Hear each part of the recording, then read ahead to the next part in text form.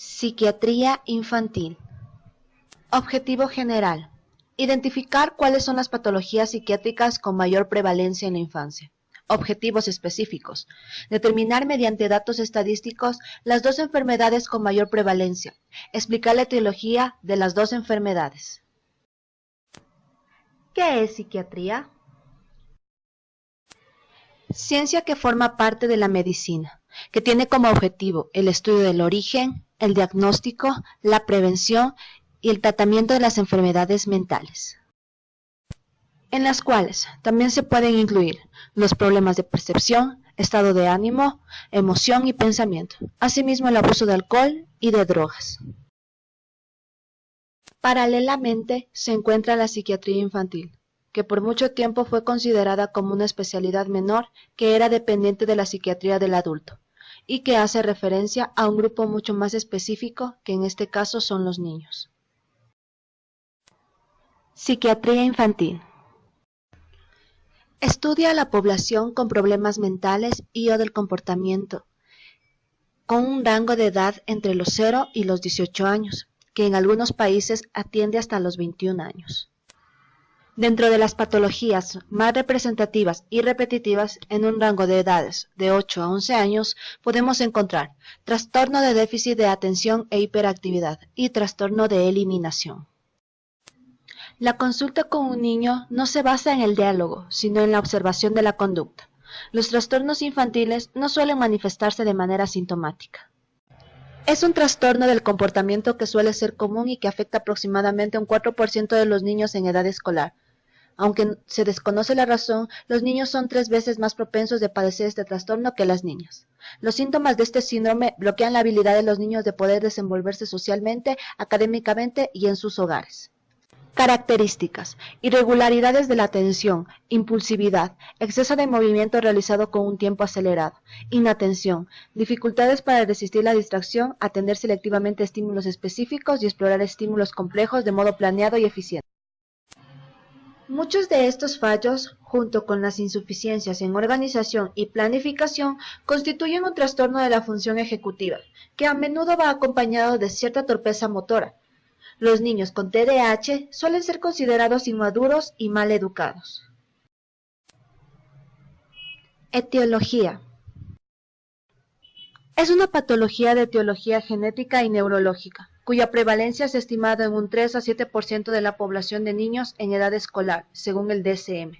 Según Biederman, existe una fuerte contribución genética con una tasa del 76%. Los familiares en primer grado de niños con TDAH tienen alto riesgo de tener el trastorno. Estudios con familias muestran un elevado riesgo del TDAH entre los familiares biológicos, del 10 al 35%. Padres con antecedentes de TDAH tienen un riesgo de más del 57%. Epidemiología. Existe una gran disparidad de cifras concernientes a la prevalencia del TDAH, que oscilan entre el 1.2 y el 40%.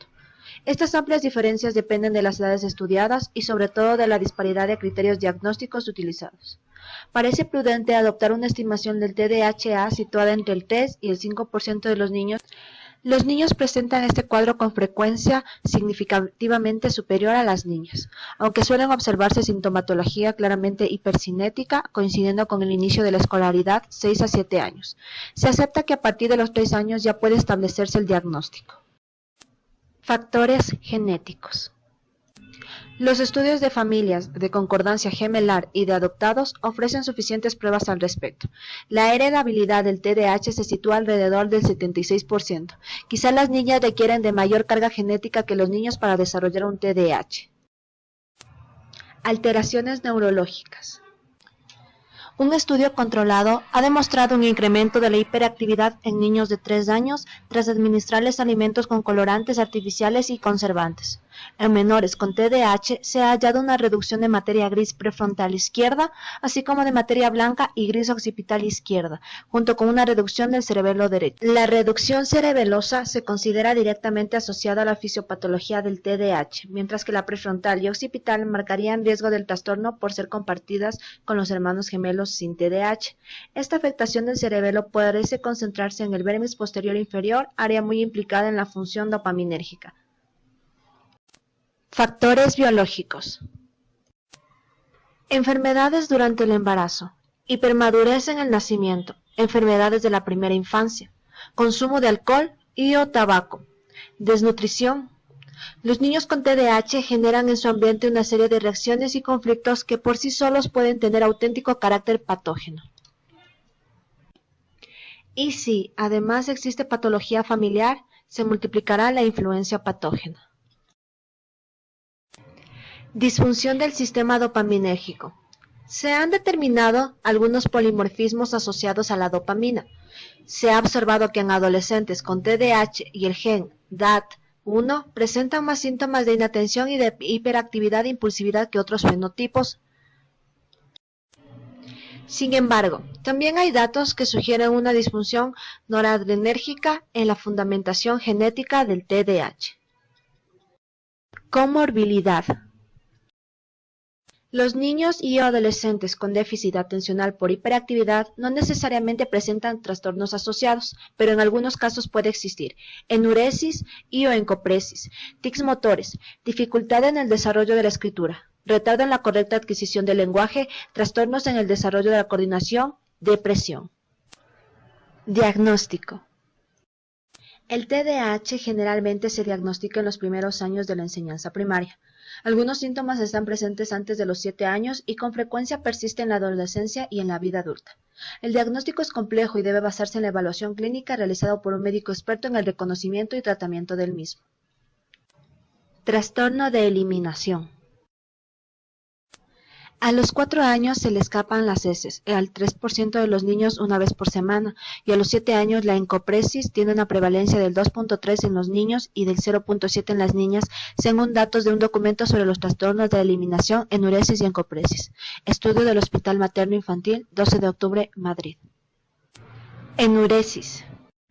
Clasificación clásica. Primaria. Cuando el individuo nunca ha presentado un periodo de control miccional nocturno, se considera ligada a una inmadurez del sistema nervioso central con mayor incidencia de antecedentes familiares de esta o de sonambulismo o terrores nocturnos.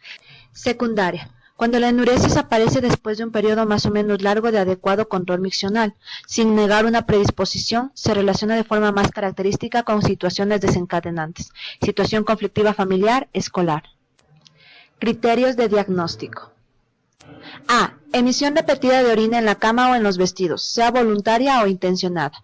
B. El comportamiento en cuestión es clínicamente significativo, manifestándose por una frecuencia de 2 episodios semanales durante por lo menos 3 meses consecutivos o por la presencia de malestar clínicamente significativo o deterioro social. C. La edad cronológica es de por lo menos 5 años, o el nivel de desarrollo equivalente. D. El comportamiento no se debe exclusivamente al efecto fisiológico directo de una sustancia, por ejemplo un diurético, ni a una enfermedad médica, por ejemplo diabetes, espina bífida, trastorno convulsivo. Encopresis. Representan un 3% de las consultas en pediatría general y entre un 10 y el 25% de gastroenterología infantil. Dentro de este grupo de trastornos, la constipación funcional es el problema más frecuente. El ensuciamiento fecal es otra causa frecuente de consulta relativa a problemas de encopresis. Aspectos psicológicos. Se ha postulado que el impulso que lleva finalmente a la encopresis en estos casos puede ser desencadenado por rabia inconsciente y que la incontinencia fecal es uno de los muchos comportamientos típicos de niños que tienen una relación de agresión pasiva con sus padres.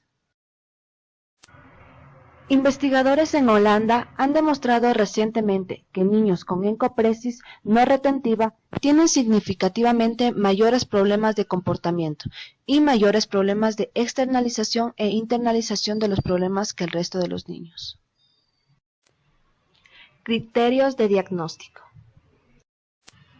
A. Evacuación repetida de heces en lugares inadecuados, por ejemplo, vestidos o suelos, sea involuntaria o intencionada. B. Por lo menos un episodio al mes durante un mínimo de 3 meses.